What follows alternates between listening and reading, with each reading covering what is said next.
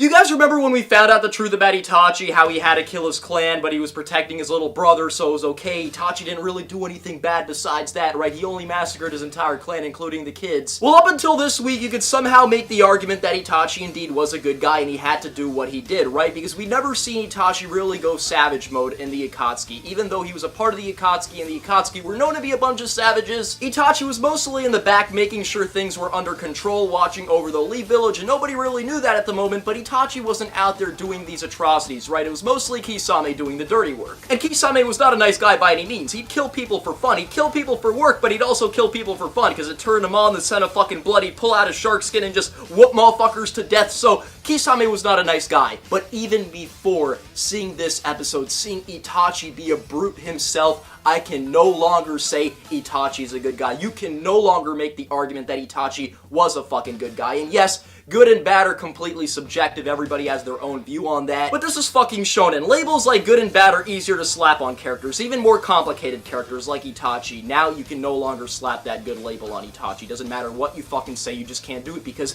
Itachi killed people that he didn't have to kill. He was involved in unnecessary killing. And you could say he needed to obey Akatsuki orders. The Akatsuki wanted to collect all of the tail beasts so that they can dominate the world and shit. They started getting more and more money from the different villages. The different villages would hire the Akatsuki to take out other villages, secret services and shit, so they were just doing the dirty work right there, but they didn't even care if the people were actually innocent. Like, maybe you can say the guards of the feudal inside of the wagon were justified because they were openly engaging in violence and fighting. They had their chakra swords out. They were going in. They were murked instantaneously by Itachi and Juzo's formation. Itachi blasted them with fucking fire so they couldn't see anything, and then we had Juzo come in there with the Executioner's Blade just slicing them up, and there's something about the Executioner's Blade being so simple, being so heavy, being so big. When it's used efficiently, it looks so beautiful. Because it's not, for instance, like shark skin or all of these weapons that can whip up elemental damage. Like, the Executioner's Blade is a simple, large blade, and the fact that there's actually shinobi that can kill so efficiently with them, it really makes me horny. This is why I like Zabuzai. You can't really just use the Executioner's Blade efficiently unless you actually have other jutsu, which is why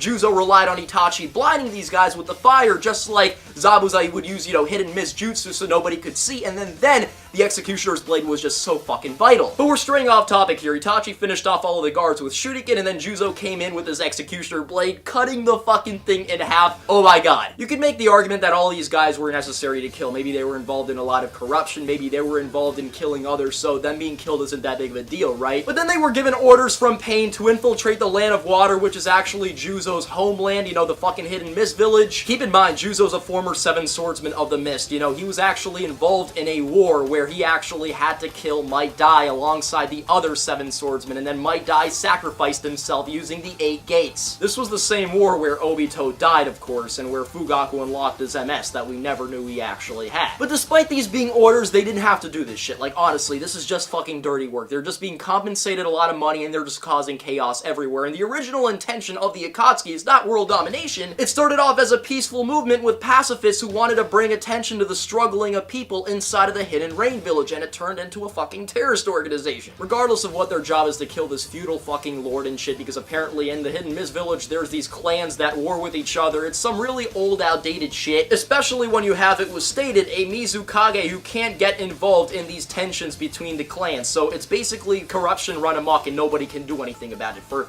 I don't know, money? They still didn't need to kill the feudal, and what did they do, Itachi and Juzo? They infiltrated Itachi, killed off all of the guards alongside Juzo, and then you had the feudal right there begging for his life. Please spare me, please, please, just let me live. And Juzo pulls that bitch out on some Taliban shit, and he's like, you know what, I'm sorry, I don't bear any grudge against you, it's just, money's a good thing. And then he fucking just cuts him down like, come on, you did not need to do this. This whole mission is stupid. It's completely based on greed. It's funny that you are fighting what you are actually doing. You're trying to fight greedy people by doing greedy ass shit and taking up greedy ass missions, and Itachi just batted an eye to it. He's like, well, that's what it is. I'm a part of the Akatsuki, so I must do savage shit. And at this point, I just can't defend Itachi. He is not a good guy by any means, right? He is in the Akatsuki, and he's involved in stupid, greedy assignments, and he's actually killing people for no reason. He doesn't need to kill a lot of these people, so I can't defend Itachi. I still like him as a character, but he is not a good guy, and nobody should call him that. Now, what ends up happening is completely fucking deserved. Those two think they can just escape after committing all the crime inside of the village, and what happens? Yagura has to get involved because it's illegal to do what those two did. And Juzo had to drop some facts, like that motherfucker is the 3-tailed Tails Jinchuriki, we better not take him lightly. And of course, Juzo, you know, went in with his Executioner's Blade. Yakura blocked that shit. Itachi used Fireball Jutsu, and it didn't really affect him all that much. In fact, it just made everything worse for those two, because then he went into his actual Jinchuriki mode, and you could see the chakra just taking over. At that point, those two were completely immobilized. This thing's like a giant tank. It just charges, and there's nothing Itachi can do. He was throwing shurikens. That shit didn't do anything. Juzo thinks he can just block attacks out with his Executioner's Blade, like not a fucking Jinchuriki's attacks. You know, this fucking metal thing is not going to save you from every attack. And granted, Itachi got caught up in the action. The Coral Jutsu was taking his body over. Had he not had Juzo right there, maybe he would have actually died. It would have just taken his entire body over and he couldn't do anything. But yo, at least Itachi's not dumb enough to fucking take a tail beast bomb straight on, thinking that some fucking sword is gonna block that shit out. Like, how fucking stupid can you be, Juzo? Like, you deserve that shit. Not only for being a savage and kill people pointlessly, this dumb fuck thinks he's playing baseball, getting ready to hit a home run. Like, who does that, man? Like, who tries to block out a tail beast bomb with a sword? And you want to see the product? Juzo's death, an Akatsuki member's death. You know, granted, it's not like the worst way to die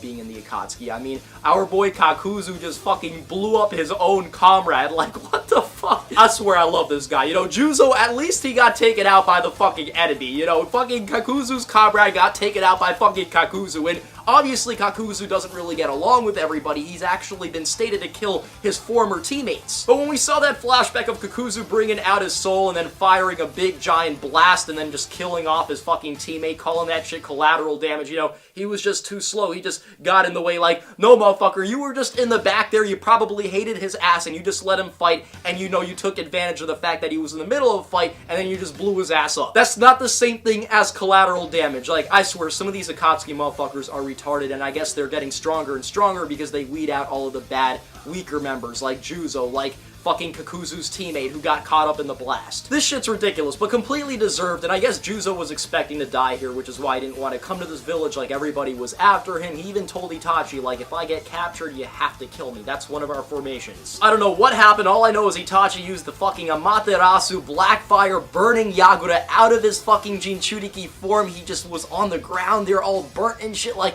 I don't know, that looked really awesome as well. Like, Itachi, you are, again, a savage. You didn't need to do that to Yagura, but again, Yagura killed your teammate, and I'm sure you're, like, really sad about that. I'm sure you're gonna shed some tears over Juzo. You know, you could have just escaped, leaving Juzo there to be tortured. Yagura would eventually heal up, there would be some reinforcements coming in, and then they take him in, you know, imprison him, and possibly kill him. I mean, again, you could have escaped. If Zabuza escaped the Bloody Mist village trying to do a coup d'etat with a bunch of shinobi and shit, and he could have escaped from Yagura, you could have escaped from Yagura. Another spectacular episode of these Itachi fillers. You can't argue that Itachi's a good guy anymore, but he is still an awesome character, and I love the whole scene with Orochimaru trying to take over Itachi's body. Like, throughout this week's episode, he got so horny over Itachi, like, can I be his teammate? Can I be his teammate? And Itachi just called him out, like, Orochimaru, you're greedy, bro, and should I kill you right now that you try to kill me? Or should I use you to my advantage in the future, and then that would help me out even more? And I'm sure he would have let Orochimaru live despite the fact that he put him in a pretty grueling genjutsu, but then Kabuto fucking came in there saving his ass, and apparently Kabuto's a double agent for Sasori and Orochimaru. Things are getting pretty interesting. Unfortunately, though, I don't feel like next episode's going to be too Itachi-centric, which I prefer to have Itachi-centric episodes than